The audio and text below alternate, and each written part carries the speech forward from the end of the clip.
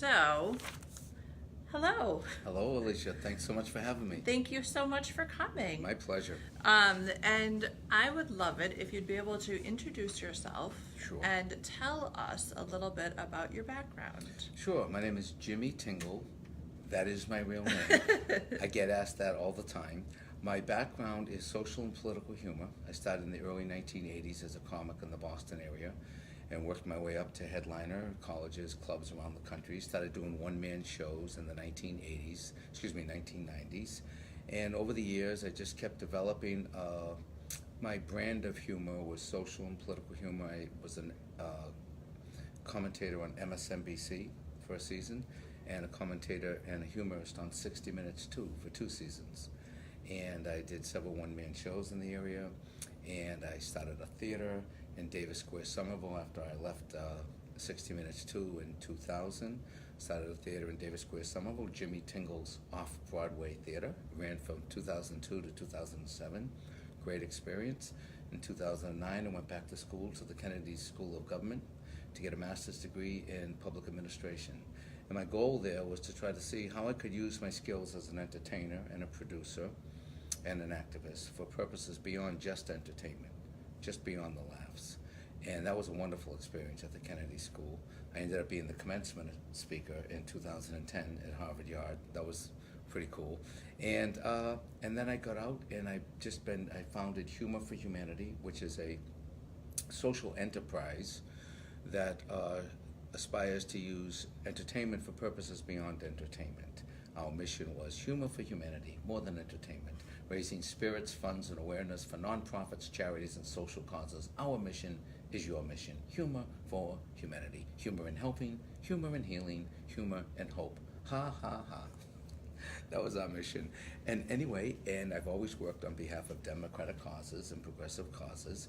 And in 2016, when Hillary got the nomination, I was working with Barney Frank around the state doing fundraisers for Hillary and trying to get out the vote. And I've done that for many candidates over the years, but to bring it right up to the moment. And I loved doing it with Barney. He would do 10 or 15 minutes of, why we got to get out the vote. I would do 10 or 15 minutes of social and political humor. After the last one, I said, Barney, do you think it's too late for me to get into politics and run for office in a serious way? He said, no, not at all. I thought he was going to say, he had just retired. I thought he was going to say, don't do it. He said, not at all. He said, let's have lunch. We had lunch. He said, what are you thinking about running for? I said, I'm thinking about running for lieutenant governor. He said, that's the exact right position I think you should run for. And Barney Frank, long story short, after a period of 3 months or so, 3 or 4 months, he has agreed to be our honorary chairperson of our campaign. So he's my biggest supporter and the original person that I talked to about doing this. Wonderful. Wonderful. Yes, I am well familiar with your work as a comedian, and I think a lot of people are, and they.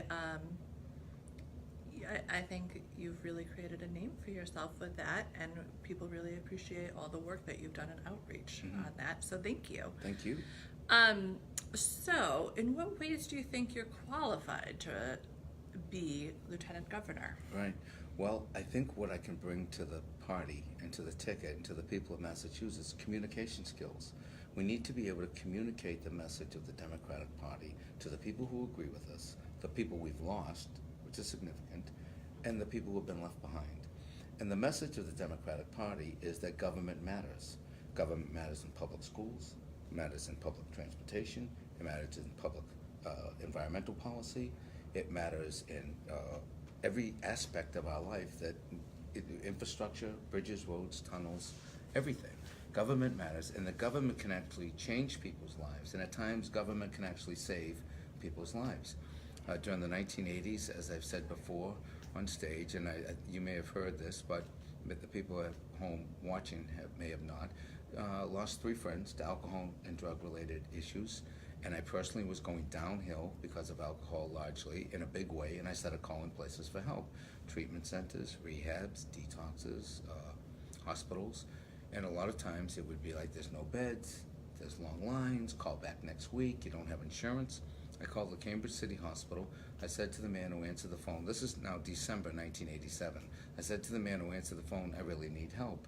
And without missing a beat, this man said, you called the right place.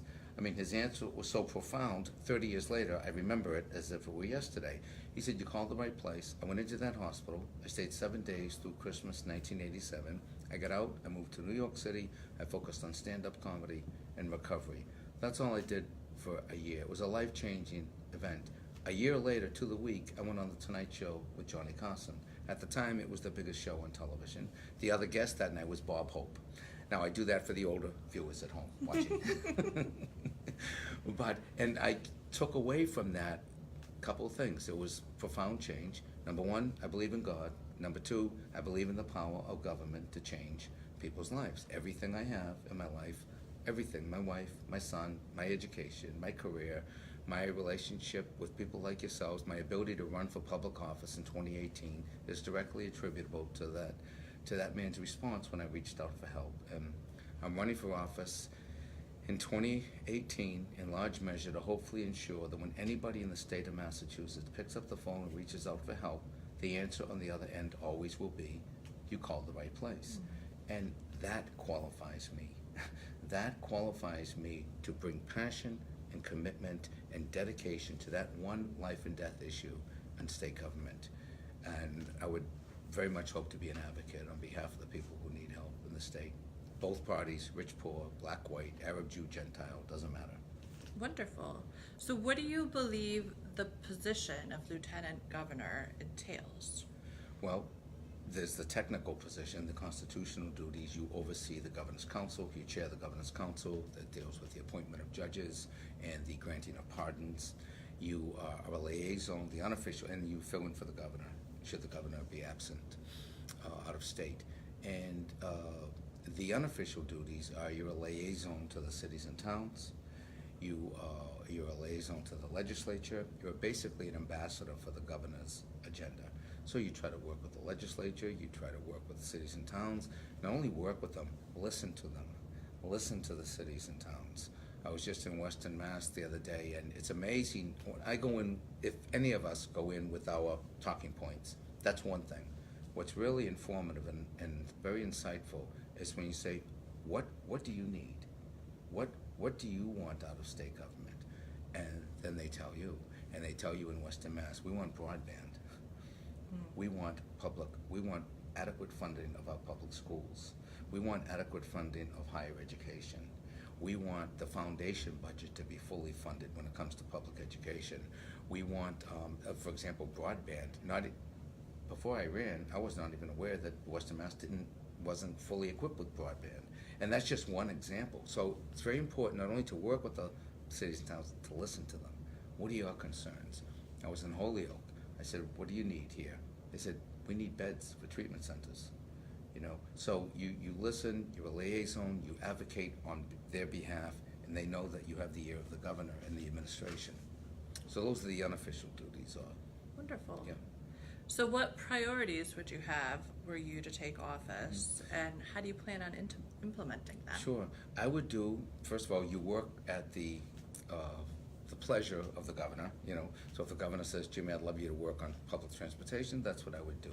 But I think with my background, I think I could be very helpful with the arts community as an economic development around the state.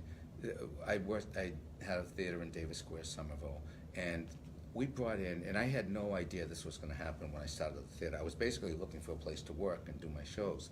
But once we got up and running, the city just embraced us because we were bringing 200 to 800 people a week into Davis Square, Somerville. They're all filtering out into the restaurants, the pubs. They're eating before the show. They're eating after the show. They're having cocktails before and after. It's an economic development stimulus that I had. For me, it was not my motive. My initial motive was just to create a place to work for myself and other like-minded performers. But that was just one of the unintended consequences, and I realized that is a really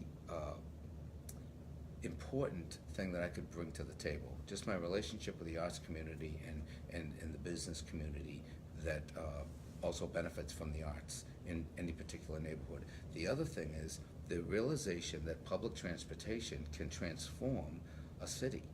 Before the Red Line was extended to Davis Square, Somerville, from Harvard Square to Davis Square, that nobody went to, it was not a well-traveled place, Davis Square, Somerville. There wasn't the economic activity, there wasn't the nice pubs and restaurants and theaters. Once that Red Line got there, the Somerville Theater was renovated, all these new restaurants and pubs opened up, the housing was improved, more people wanted to live there, the stop was right there in Davis Square. It's one of the biggest destination spots in the state right now, and that's only one neighborhood in one city in one city in Massachusetts. That model could be replicated around the state. But the other thing, the most fundamental thing I would be good at, I think, is helping with the recovery issue in the recovery community around the state, just as a passionate advocate for the people in recovery and for the state trying to help people to get sober and to just lead productive lives. When one person gets sober, one person, it helps their parents, it helps their siblings, it helps their spouses, it helps their employers. If they are the employer, it helps their employees, it helps law enforcement. I mean, it's a huge, huge win for not only on a personal level for the individual, but all the people the individual touches. And as a taxpayer, they go from being unemployable to employable. They go from maybe being a tax liability to a taxpayer. And so in a sense, it's just great for citizenship, it's great for economic development, and it's just a win-win. So that's what I would be passionate about. Wonderful. What would you do to keep Massachusetts strong and successful with so much turmoil going on nationally and outside of our borders? Yeah. Well, first of all, one of the things that's, I won't say fun, but one of the things that's liberating for me is when I was a comic, I had to pay attention to the news and comment in all the time and make it funny. And one of the great things about running for office is I'm not walking around all day obsessing about Donald Trump. I'm thinking about if we get in there, if the Democratic Party gets back in office, how are we going to improve the state of Massachusetts, keep what's good, improve upon what is already here? For example, the funding of education. How are we going to reform the funding process of public education in the state so the quality of a child's education does not depend on the property values of the parent's home?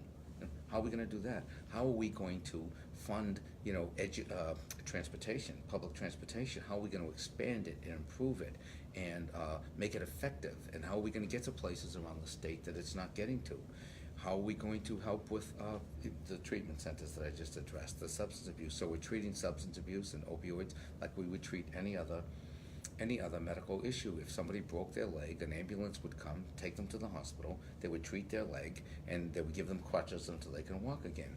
We have to think in a cultural way, how are we going to change the mindset in the state of Massachusetts and around the country, honestly? So we're treating substance abuse the same way we would treat any other medical issue. So we create a system in our state for the people who need help and want help, can get help, and ultimately walk again. That's what I'm thinking about. Criminal justice reform. I'm thinking about how are we going to do the things that we want to do. Congestion, traffic. I just asked on the way to find out what's on people's minds, ask them. Ask the general public. As we were taking the elevator up today, we asked two of the people behind the desk, if you could change one thing in the state of Massachusetts, what would you change? And one guy said traffic, and the other woman had about three things. She said subways, public transportation, infrastructure, bridges, water, roads, and also and traffic. So these are big issues. They're not necessarily sexy issues, but it's the nuts and bolts of government, of improving things, keeping things good where they're good, but improving where we need to improve. Great. So with respect to the most vulnerable in our communities, immigrants, non-white communities, disabled persons, LGBTQ+, those living in poverty, what do you plan to do to protect and defend those people? Sure. It would come down to a basic, fundamental, core value and principle. You treat people the way you want to be treated. Last night I spoke to two guys on the street in Mass Ave, Cambridge. They were sitting there. We just did an event. I was walking down the street. I was kind of fired up because I just spoke and everything. I see these two homeless guys, and I asked them, what are you doing here? You know, what could the state do to improve your lot in life? First of all, they were married. They were a gay couple that were married.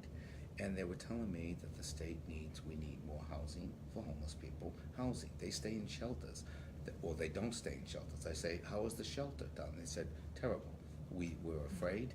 You have to sleep on your stuff. You have to sleep on your knapsack so it doesn't get stolen, so you don't get robbed. And this is in the shelter. This is just, to me, that shouldn't be that hard to protect homeless people in a homeless shelter by having a police officer there or some law enforcement, as if it was your kid. I said, you're somebody's kid. You could be somebody's father. You're somebody's brother. You know, you deserve the dignity of protection. And I would just say the fundamental core thing is treating people the way you want to be treated. It goes back to the golden rule in Confucius or any of the spiritual principles of any of the major faiths. They're always talking about loving your neighbor as yourself. So if it's LGBTQ or homelessness or addiction or, you know, the minority community, whatever it is, trying to create schools, create infrastructure, create jobs, create housing that you would want to live in, that you would send your children to, and advocate for them. It comes down to, and I was thinking about this as I walked away, is that it comes down to, it's not just about policy, it's also about love. It's about love. Connecting people as if they were you or your kids or your mother or your father or your brother or sister. That's what it comes down to across the spectrum. Wonderful. So is there anything else you'd like our members or our viewers to hear or know about you? No, I'm a very good person. No, I take that back. No, my background is entertainment. I think I can use my communication skills to help. I'm not a career politician. I've never run for office before. I saw what happened in 2016, and I thought if Donald Trump can use his communication skills for that message and his message, I can at least try to use my communication skills for our message. And that's what I'm going to try to do, and let the chips fall where they may, and I'll do my best, and I'll work as hard as I can on behalf of on behalf of the taxpayers of Massachusetts and all people in the state, Republican or Democrat. And independents. Wonderful. So speaking of working hard, Yeah. for those people who are interested in working hard for your campaign, can you let people know about any canvassing or calling opportunities? Sure. They're all on the website, Jimmy Tingle 4, the number 4, mass.com. Jimmy Tingle 4, mass.com. 4, the number 4. Mass, MASS.com. Wonderful. Well, Yeah. thank you so much for coming today. Thank you so much for having me. I really appreciate it. Thanks. Thank you.